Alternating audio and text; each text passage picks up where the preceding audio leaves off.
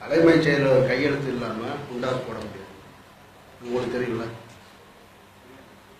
தலைமைச் செயலருடைய கையெழுத்து இல்லாமல் குண்டாஸ் போட முடியாது. மாநில அரசு கைது செய்வதாக இருந்தால் கடந்த வருஷம் கைது செஞ்சிருக்கணுமா இல்லையா? இது 6 ஆண்டுகள் எதுக்கு நடந்துச்சு? 6 ஆண்டுகள் இதே மேல்நாள் நடக்க வேண்டிய அவசியம் என்ன? அப்ப நடந்தது இப்ப கைது செய்வேன்னு சொன்னா அது தூண்டுதல் தான். அவர் உங்க ஊடகங்கள்ல தான் உட்கார்ந்து பேசினார். திருமுருகன் காந்தி உங்களோட ஊடகங்கள்ல தான் உட்கார்ந்து மத்திய அரசுக்கு எதிராக கருத்துக்களை சொல்றாரு. அவர் மட்டும் இல்ல, யாரெல்லாம் மத்திய அரசுக்கு எதிராக கருத்து சொல்றாங்களோ அவர்கள் குரல்களை நெரிக்கப்படுகிறது. இது திருமுருகன் காந்திக்கும் அமீருக்கும் பாரதிய ராஜா சாருக்கும் இல்ல, ஆளுகின்ற தமிழக அரசுக்கும் சேர்த்து தான் சொல்றோம். அதனாலதான் தலைமைச் செயலகத்தில் ரைடு நடந்தது என்பது உங்களுக்கு தெரியாதா?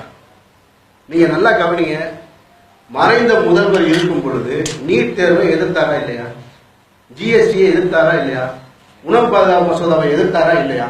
அது எப்படி இப்ப நடந்துச்சு? அம்மாவின் ஆட்சி செய்வோம்னு சொல்ற அரசு அம்மா எதிர்த்ததை பூரா அனுமதிக்க வேண்டிய அவசியம் என்ன இருக்கு? நான் அரசியல்வாதி இல்லை, நான் உங்களுடைய கேள்வி அவங்க சொன்னதுல இருந்து தான் கேட்கிறேன். மறைந்த முதல்வர் இதெல்லாம் சொன்னாங்க, ஆனா இன்றைக்கு இருக்கிறவங்க அதற்கு பூரா அனுமதி அளிக்கிறாங்க. எந்த மெரினாவில் தொடர்ச்சியாக நினைவேந்தல் நடைபெற்றதோ அதற்கு தடை, எங்கே தொடர்ச்சியாக உச்ச நீதிமன்ற தடை இருந்ததோ RSS பேரணிக்கு அதற்கு அனுமதி. அப்ப ரெண்டும் மாறி மாறி நடக்குது. இது எப்படி நடக்குது? நடந்துகிட்டு இருந்ததுக்கு தடை, தடை செய்யப்பட்டதுக்கு அனுமதி. அப்ப மத்திய அரசு இல்லாம வேற என்னவா இருக்க முடியும்? நாம அதைத்தான் திரும்ப திரும்ப கேட்கிறோம். கீழடி சம்பவம் உங்க எல்லாருக்கும் தெரியும். 2500 ஆண்டுகளுக்கு முன்னால வாழ்ந்தது. என் பாட்டை மட்டும் இல்ல, ஐயாவோட பாட்டை மட்டும் இல்ல, உங்க பாட்டை, உங்க மூதாதையர் எல்லாம் வாழ்ந்த இடம் அது. அங்க இருந்தா நம்ம வந்தோம். அவன் வாழ்ந்த இடத்த நாங்க போய் பாக்குறோம். எங்க கண்ணுக்கு முன்னால மண்ணை போட்டு மூடிக்கிட்டு இருக்கான். ஏன்னு கேட்டா அந்த ஆய்வாளர் சொல்றாரு, ஆராய்ச்சியாளர், இல்ல எங்களுக்கு ஹைகோர்ட் உத்தரவுன்றாரு. சரி, அங்க இருந்து எடுத்த பொருள்லாம் எங்கேயான்னு கேட்டா பெங்களூருக்கு அனுப்பிச்சு வைக்கிறோம்னு சொல்றாங்க. எதுக்கா பெங்களூருக்கு அனுப்பிச்சு வைக்கிறீங்கன்னா பாதுகாக்கிறதுக்கு இங்க இடம் இல்லைன்னு சொல்றாங்க. இதை விட கேவலம் இருக்கா? உலக வரலாற்றில் வேற எங்கேயாவது ஒரு ஐரோப்பிய நாடுகள்ல இது மாதிரியான ஒரு ஆய்வு கண்டுபிடிக்கப்பட்டா கொண்டாடி தீர்த்திருப்பான். பல லட்சம் கோடிகளை செலவு செஞ்சிருப்பான். அது 500 ஆண்டுகளுக்கு முன்னால கிடைச்சதே பொக்கிசமா பாக்குறான். 2500 ஆண்டுகளுக்கு முன்னால நாகரிகமா வாழ்ந்து உலகத்தின் முன்னோடியா வாழ்ந்திருக்கான்னு ஒருத்தர் சொல்லிட்டு கண்ணுக்கு முன்னாடி காமிச்சிட்டு போயிருக்கான். அந்த அடையாளத்தை உடனே மண்ணை போட்டு கடகடன்னு மூடிட்டீங்க. மூடிட்டு நாங்க மூடி கொடுங்கன்னு சொல்லி கேட்கிறோம். ஹைட்ரோ கார்பனை நீங்க திறப்பேன்றீங்க.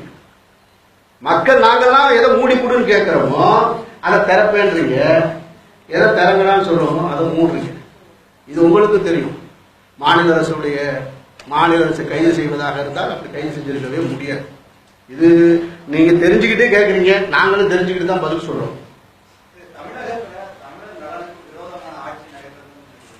தமிழர் விரோதமான ஆட்சி நடைபெறதுலாம் நான் சொல்ல மாட்டேன் சார். நான் கட்சிலாம் நடத்துறேன் சார். ஆனா மத்திய அரசுக்கு பயந்து ஆட்சி நடக்குதானா நடக்குது. தங்களுடைய பதவிகளுக்கு பயந்து நடக்குதானா நடக்குது.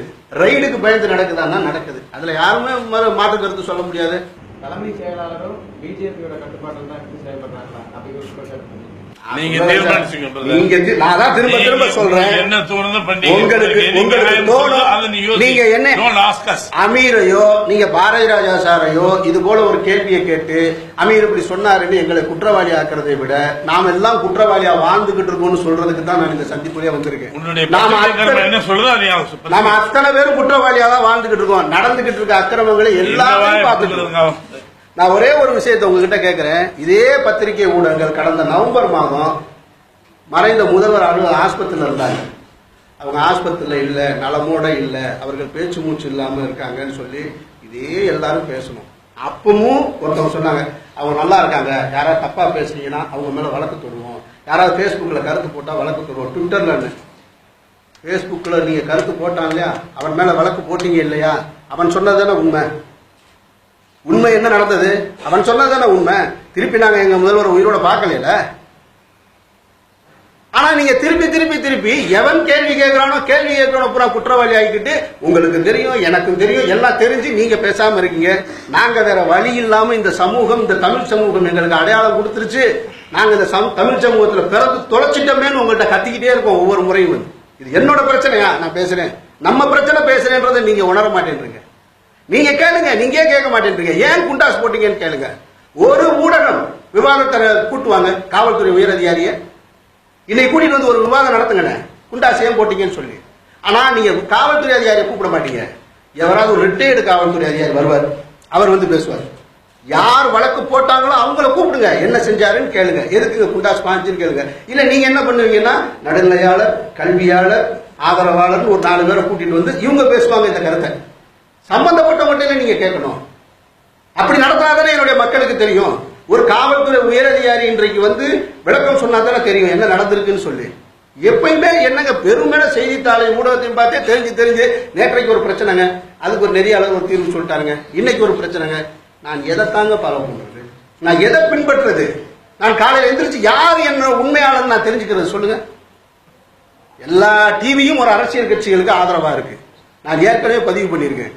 அனைத்து அரசியல் கட்சிகள் நடத்துகிற ஊடகங்கள் தாண்டி நடுநிலை என்று சொல்லக்கூடிய ஊடகங்களும் ஒரு கட்சிக்கு ஆதரவான நிலைப்பாட்டில் தான் இருக்கு. இதுல நாங்கெல்லாம் வெறுமனே கத்தி என்ன செய்ய முடியும்? அமீருக்கு ஒரு வழக்கு போடுவீங்க, கொஞ்ச நாளைக்கு நான் அமைதியா இருக்கேன், அவ்வளவுதான். என்னுடைய தொழில் முடக்க போறதுக்கான வேலை செய்யப்படும். இல்லைன்னா யாராவது ஒருத்தர் வருவாரு, ஹூ இஸ் த அமீர் அப்படிம்பாரு. அவர் யார் இதுக்குள்ள வர்றதுக்கு? அவர் வந்து ஆன்டி நேஷனல் பாரு, அவர் வந்து தேச துரோகின்னு சொல்லுவாரு. யாருதான் உண்மையான தேசபக்தன்னு எங்களுக்கும் தெரியல. இல்ல தேசபக்தத்தை நிரூபிக்கிறதுக்கு நாங்கெல்லாம் என்ன செய்யணும்னு நினைக்கிறீங்க சொல்லுங்க. ஒரு யாகம் நடத்துங்க, ஒரு பெரிய தீ இது கொண்டுவாங்க, குதிச்சாவது காட்டுறேன் நான் தேசபக்தன். இதுக்கு மேல என்ன செய்ய? நான் குதிக்கிறேன், நீ குதிக்க தயாரா இருக்கியா? வா, 2 பேரும் சேர்ந்து கைகோர்த்து குதிப்போம்.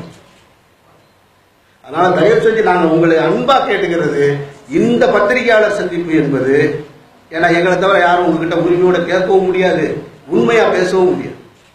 ஏன்னா நாங்க யாரு, நான் ஐயாவா இருக்கட்டும், உங்களா இருக்கட்டும், யாரும் எந்த கட்சியை சார்ந்தவர்கள் இல்லை. எங்களுக்கெல்லாம் ஒரு அபிமானம் இருக்கும், இல்லாமல் இல்லை. நானே ஒரு கட்டத்தில் திமுக ஓட்டு போட்டிருக்கேன், நானே ஒரு கட்டத்தில் அதிமுக ஓட்டு போட்டிருக்கேன். நானே இன்னைக்கு வேற ஒரு சிந்தனை பின்பற்றக்கூடியவனா இருக்கேன். அதனால எனக்கும் பொறுப்பு இருக்கு, உங்களுக்கும் பொறுப்பு இருக்குன்னு சொல்றேன். இனிமேலாவது வருங்காலத்தில் என்ன நடக்குது இந்த நாட்டில்? எதுக்கு நீட் தேர்வுக்கு கொண்டு வர வேண்டிய அவசியம் என்ன வந்தது? நீட் தேர்வுனால் பாதிக்கப்பட போறது நானா? சொல்லுங்க. உங்களுடைய பிள்ளைகள், நம்மளுடைய எதிர்கால சந்ததி பாதிக்கப்பட போகுது. பிரைவேட் இன்ஸ்டிடியூட்ல கொண்டு போய் நீ படிக்க வைக்க சொல்றீங்களே, அப்ப எதுக்கு தான் இங்க இருக்கக்கூடிய கல்வி நிறுவனங்கள் அது என்னதான் செய்யும்? இப்ப பள்ளிக்கூடம் என்னதான் கத்துக் கொடுக்கும்? 1வது இருந்து 12வது வரைக்கும் சொல்லி கொடுத்தவன் இப்ப முட்டாளாவன். அந்த கல்வி நிறுவனங்கள்லாம் வீண் சொல்றீங்களா நீங்க? நீங்க போய் பிரைவேட் இன்ஸ்டிடியூட்ல படிச்சுட்டு வந்தா நீட் எக்ஸாம் எழுத முடியும்னு சொல்ல வைக்கிறதுக்கான காரணம் என்ன இருக்கு? நீட் எக்ஸாம் கொண்டு வாங்க. பிரைவேட் இன்ஸ்டிடியூட்டை பூரா நீங்க வந்து பேன் பண்றதுக்கு தயாரா இருக்க அரசு? நான் கேட்கறேங்க. நீட்டுக்கு நாங்க பயப்படலங்க, நீட்டுக்கு நான் பயப்படல, என் பிள்ளைய பயப்படல.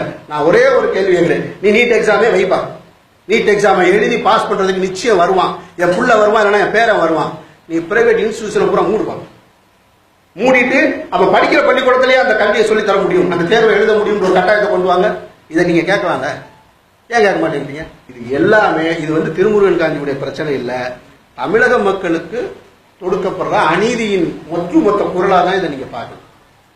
ஜல்லிக்கட்டு போராட்டம் நடந்தது மாட்டுக்காக ஆரம்பிச்சு அப்புறமா ஒட்டுமொத்த மனிதனுக்கான பிரச்சனையா மாறினது போல அப்படித்தான் நான் இந்த சந்திப்பை பார்க்கிறேன்னு முதல்ல உங்ககிட்ட நான் சொல்லிட்டேன்.